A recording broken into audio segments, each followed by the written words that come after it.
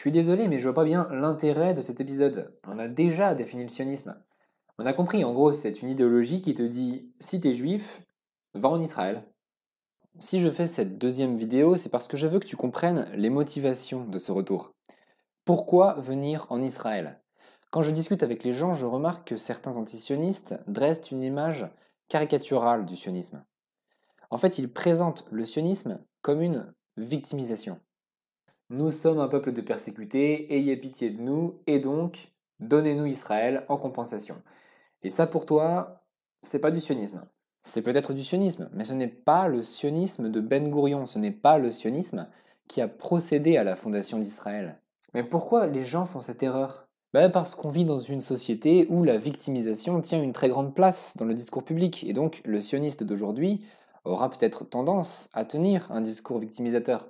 Et l'antisioniste a donc s'offusqué de cette victimisation. Mais le sionisme des hommes de la deuxième Aliyah est très différent. C'est quoi les hommes de la deuxième truc? On en a parlé? Ah oui, alors quand je parle des hommes de la deuxième Aliyah, je désigne le groupe d'hommes qui a dirigé la communauté juive en Israël. Aliyah désigne une vague d'immigration. Il y a la première Aliyah, la deuxième Aliyah, la troisième, la quatrième, la cinquième Aliyah.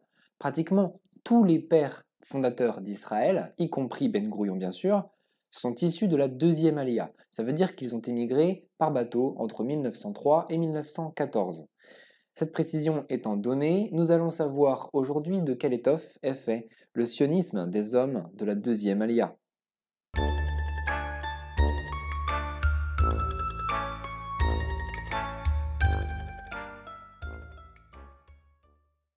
Alors, est-ce que je peux te dire mon propre avis sur la question? Je t'en prie.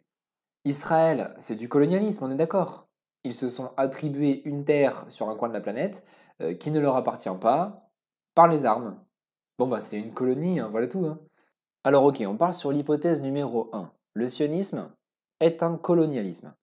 Alors que la France et la Grande-Bretagne se sont lancées dans la décolonisation, il semblerait que Israël soit la seule colonie autorisée parce qu'on veut ménager la susceptibilité d'un peuple qui a été décimé par un génocide. Dans cette vision, Israël s'installe avec une mentalité coloniale, ce qui veut dire occidentale et impérialiste. Bah oui, ça me paraît être un bon argument. C'en est un. Israël est une colonie, c'est vrai, comparable aux colonies françaises, anglaises, etc. Et d'ailleurs, les implantations juives en Cisjordanie sont appelées colonies, donc de ce point de vue, en fait, tout le monde est d'accord. Mais il y a un mais. Je le sens. C'est le mais de la comparaison. Israël est une colonie, oui, d'accord, mais clairement pas une colonie comme les autres. Primo, une puissance coloniale normale ne connaît pas de limites territoriales. Les Français et les Anglais se sont clairement partagé l'Afrique, par exemple, comme un gâteau.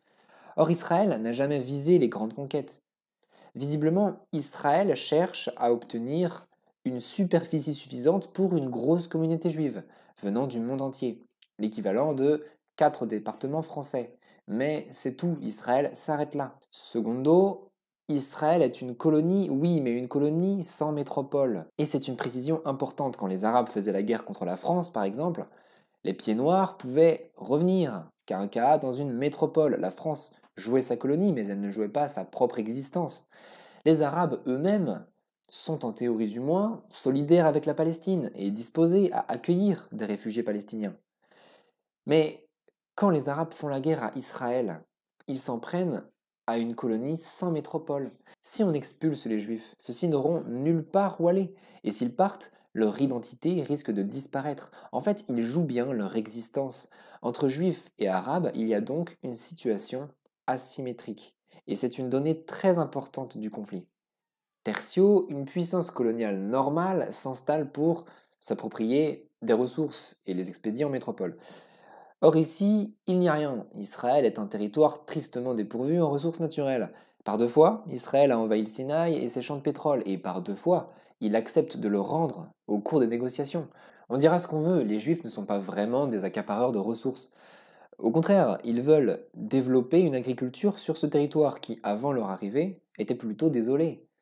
Cela peut paraître choquant de le dire, mais oui, les Palestiniens ont matériellement bénéficié de l'arrivée d'Israël en matière de mise en valeur du sol ou d'électricité, d'eau courante dans les villages. Peut-être, mais ils ont quand même pris autre chose à la place. La terre des Palestiniens. Oui, et au final, c'est bien ainsi qu'il faut comprendre le colonialisme israélien. Les Juifs ne s'accaparent pas une ressource énergétique, ils s'accaparent la terre.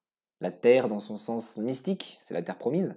Dans son sens économique, c'est un moyen de production. Et d'ailleurs, presque tous les griefs que les Palestiniens ont contre les Israéliens ont pour objet la terre. Les Palestiniens se plaignent des expulsions pour une route, expulsions pour une caserne, confiscation sous motif d'absence du propriétaire, démolition, le saccage des oliveraies, les implantations agricoles, la rétention d'eau pour l'irrigation. Bref, tout le monde le sait, le nœud du problème israélien, c'est la terre, toujours la terre. Israël est une colonie terrienne. On a donc un premier indice. La définition du sionisme que je vais donner est forcément liée à la terre.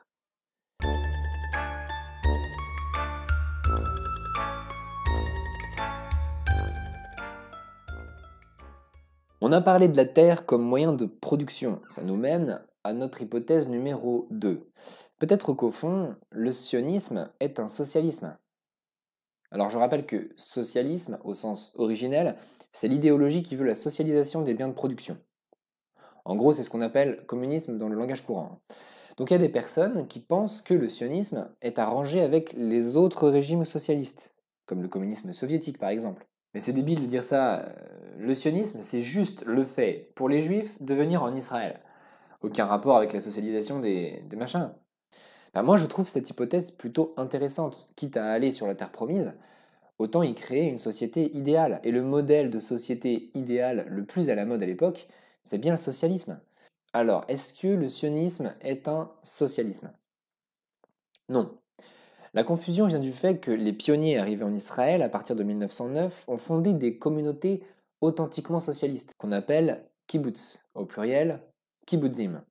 Dans les kibbutzim, la vie est très dure, le travail se fait pieds nus, le salaire c'est une bouchée de pain, c'est une vie pénible dans l'anémie, la malaria, au sein d'une structure parfaitement égalitaire et donc effectivement inspirée du socialisme. Et bizarrement, il semble que les kibbutzim sont des structures finalement assez adaptées aux terres arides colonisées de Palestine, où les bénéfices seront toujours maigres.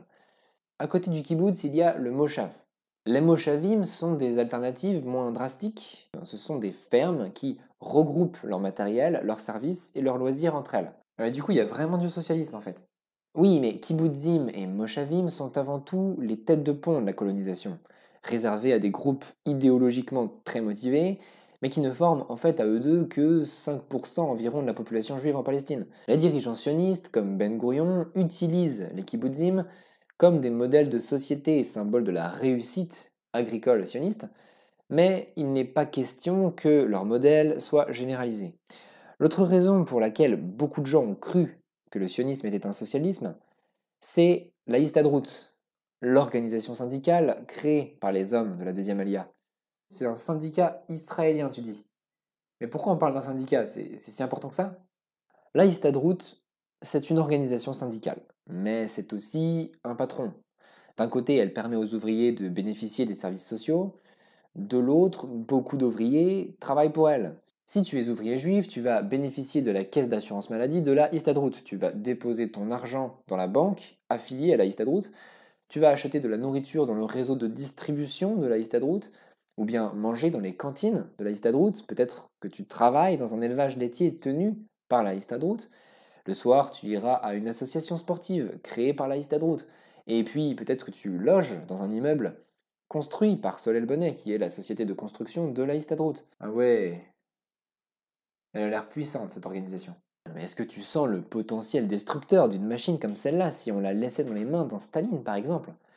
Les hommes de la deuxième Alia, dans les années 20, ont créé ce truc qui s'appelle la Histadrut et qui n'est rien d'autre qu'un proto-État.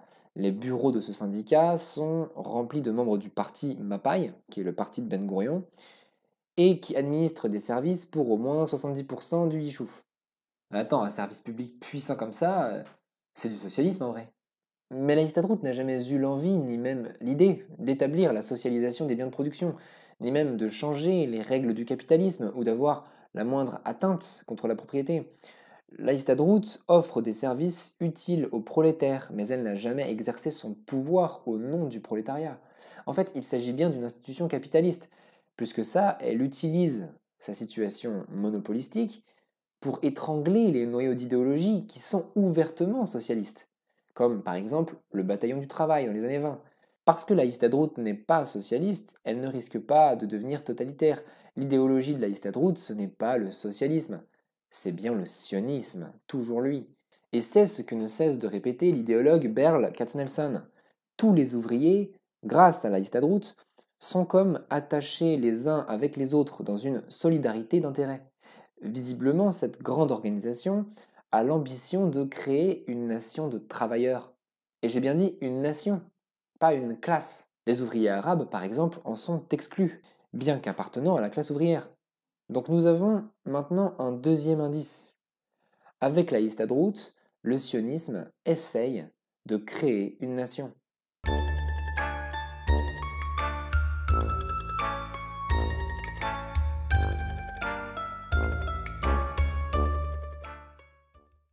En fait, ceux qui pensent que le sionisme est une idéologie de la victimisation oublient que la victimisation est typique du XXIe siècle, tandis que le sionisme doit être compris comme une idéologie du XIXe, le siècle des nationalismes, bien sûr. Et il est temps de le dire d'ores et déjà, le sionisme, c'est un nationalisme juif.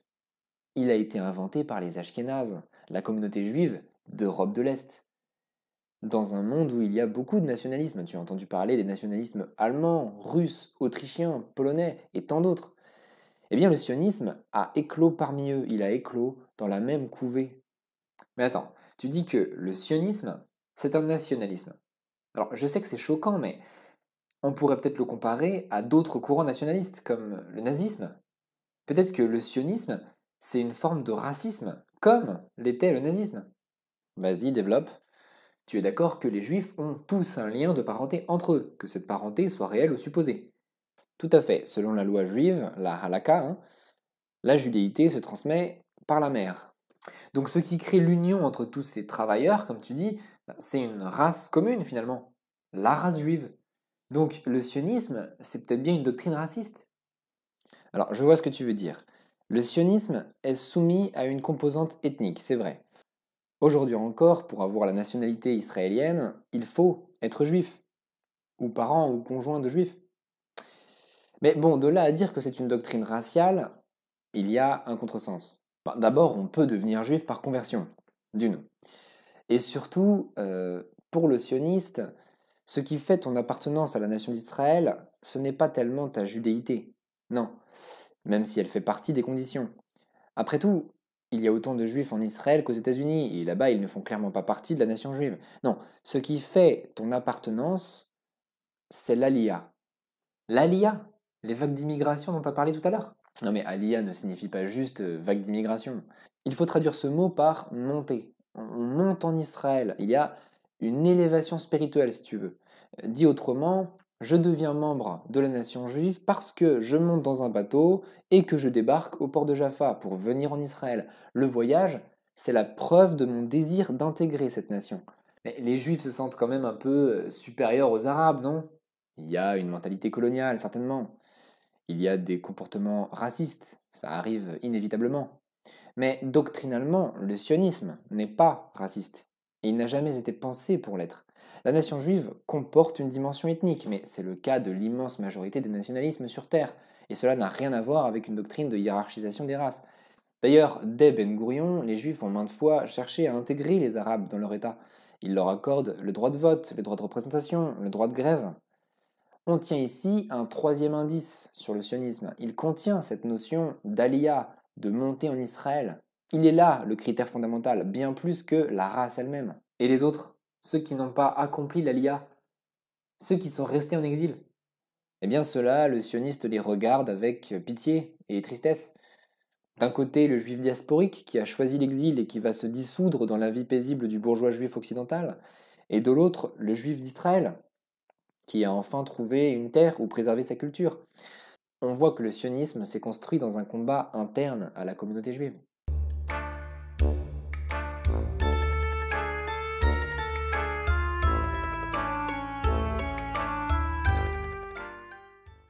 Bon, d'accord, j'ai compris où tu veux en venir. Alors, j'ai une autre hypothèse. Le sionisme, c'était un mouvement religieux. Je t'écoute.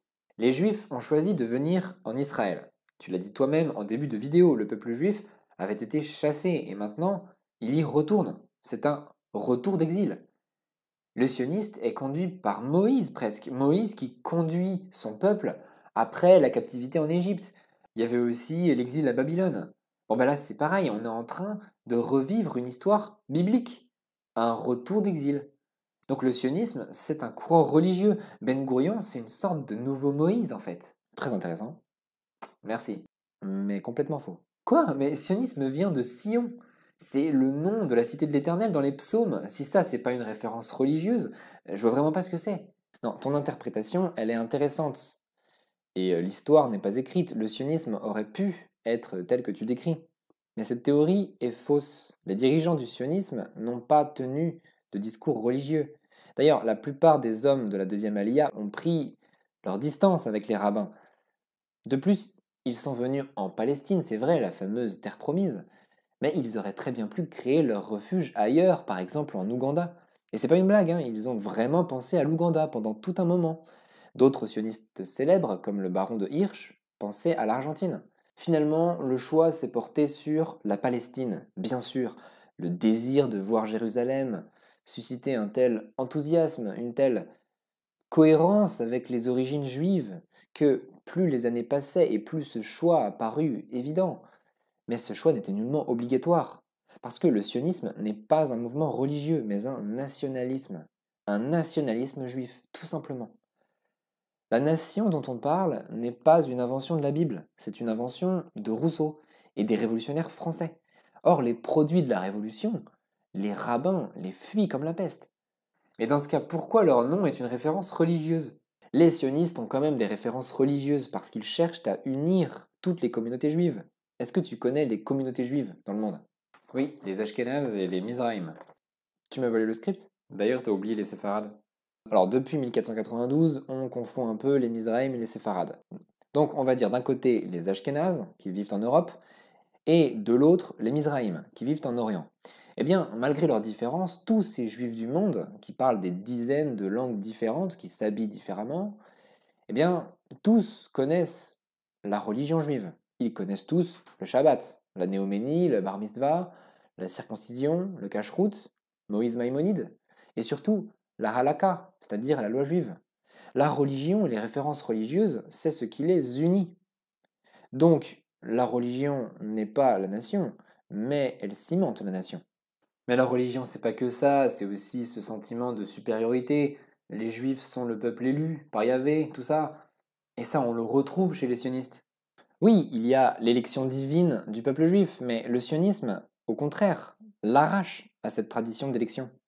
Avec le sionisme, tout change. Eux qui étaient uniques, le peuple élu, choisi par Dieu, eux qui étaient l'exception parmi les peuples, eux dont l'identité juive se maintenait envers et contre toutes les persécutions, eh bien désormais, ils sont traités sur le même plan que les autres, parce qu'ils se dotent d'un État comme les autres, parce qu'ils se constituent en nation comme les autres. Le peuple élu, avec le sionisme, il se normalise, il s'aligne avec les autres peuples. Tu veux dire que le sionisme contredit la notion de peuple élu? Du point de vue du judaïsme orthodoxe, c'est complètement ça. C'est pourquoi les juifs orthodoxes sont généralement hostiles au sionisme. Yahvé nous a punis pour notre impiété, il nous a exilés. Eh bien, acceptons de purger notre peine. Nous ne reviendrons en Israël que le jour où le Messie viendra. Revenir par nous-mêmes, c'est à la fois orgueilleux et risqué car on y perd ce qui faisait notre spécificité. Et puis il regarde un peu les sionistes comme les prêtres regardent les guerriers qui vont profaner la terre promise, qui vont souiller la langue sacrée en l'utilisant comme une langue profane. Les rabbins sont parfois sionistes, ils vont progressivement s'y rallier, mais à l'origine, ils étaient le premier frein du sionisme. C'est vraiment compliqué. Et accroche-toi parce que c'est pas fini.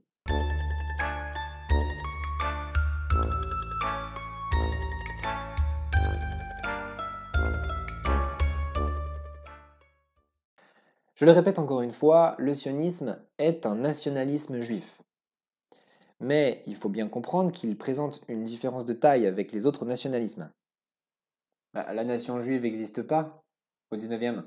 Il n'y a aucune communauté d'intérêt entre un juif de Budapest et le rabbin d'une synagogue à Constantinople. C'est un peu un nationalisme sans nation.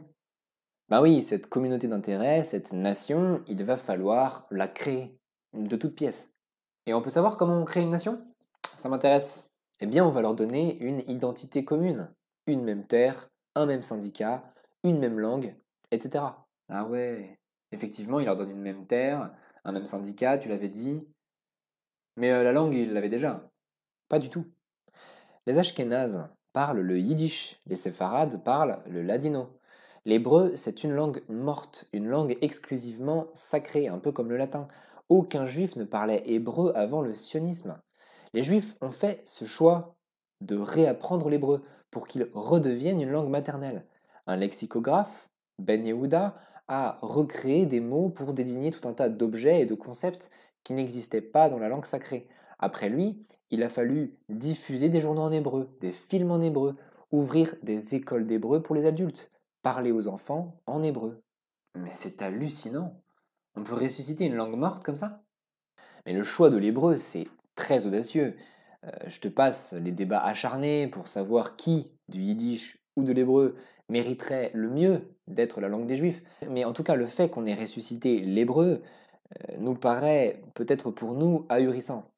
Mais là encore, le sionisme s'inspire de ce qu'ont fait d'autres nationalismes d'Europe de l'Est. Et oui, il y a d'autres langues qui ont connu à la même période un regain de locuteurs. Je pense par exemple au lituanien, au tchèque, à l'ukrainien. Mais avec l'hébreu, c'est encore plus incroyable parce qu'il a fallu l'extraire du sacré pour la rendre vulgaire. Donc c'est bien le sionisme qui est à l'origine de la langue hébraïque telle qu'elle est parlée aujourd'hui.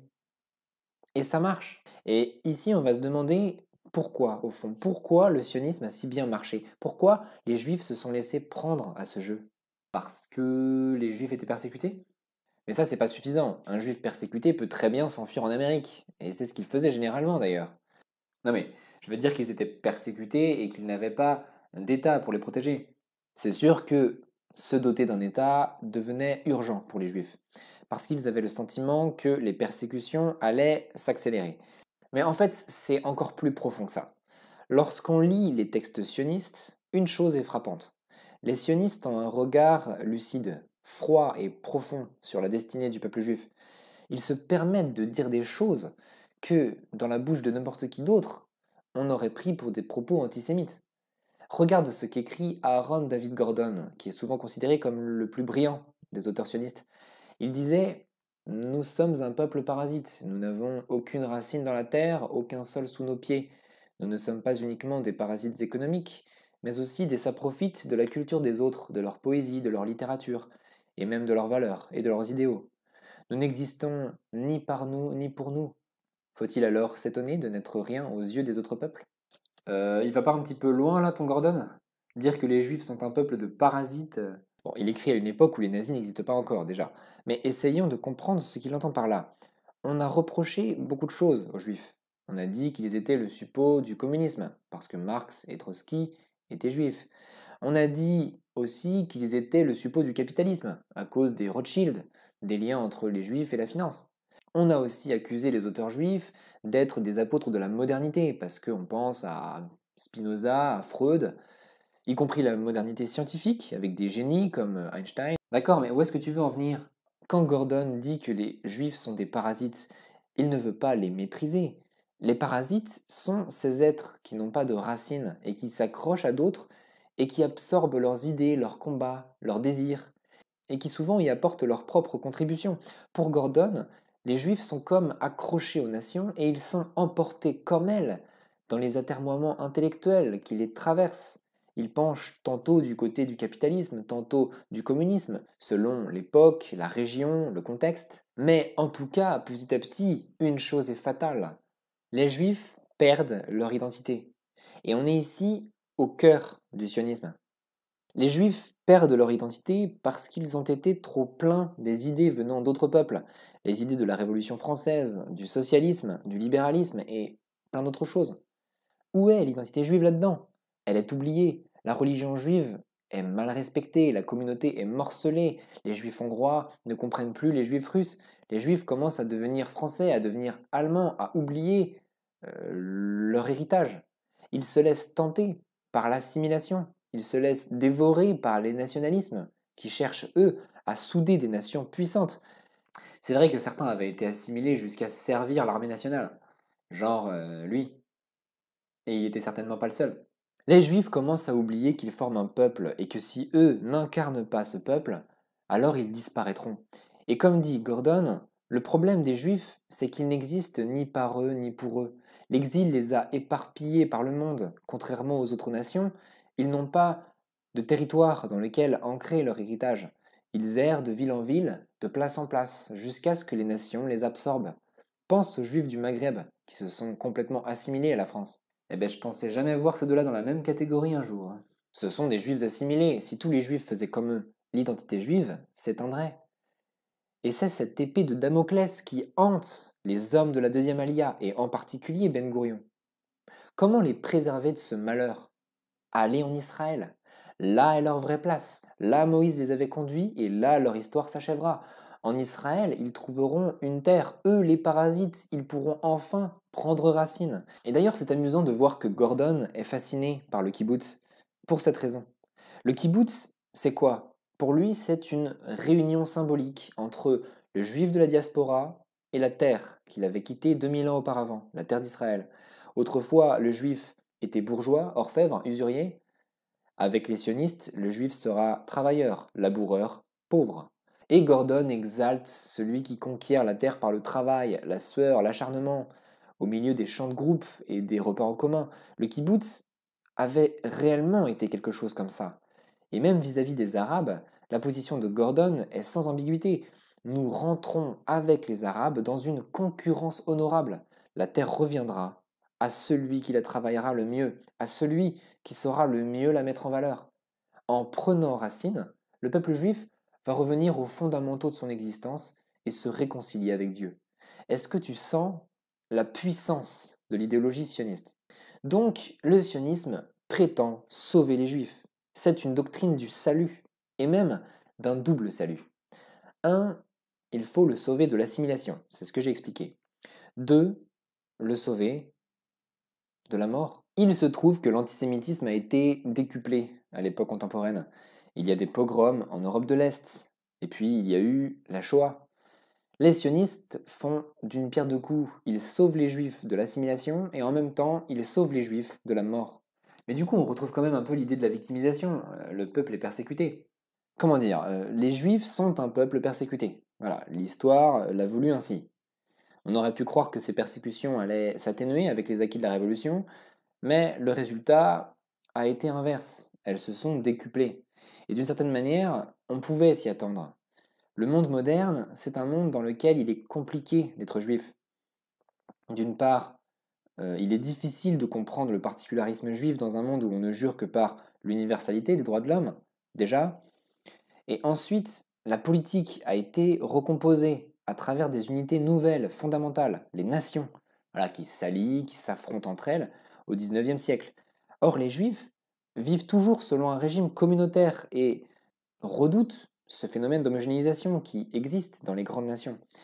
Ils savent que s'ils acceptent la nation, alors ils s'assimileront et donc ils disparaîtront.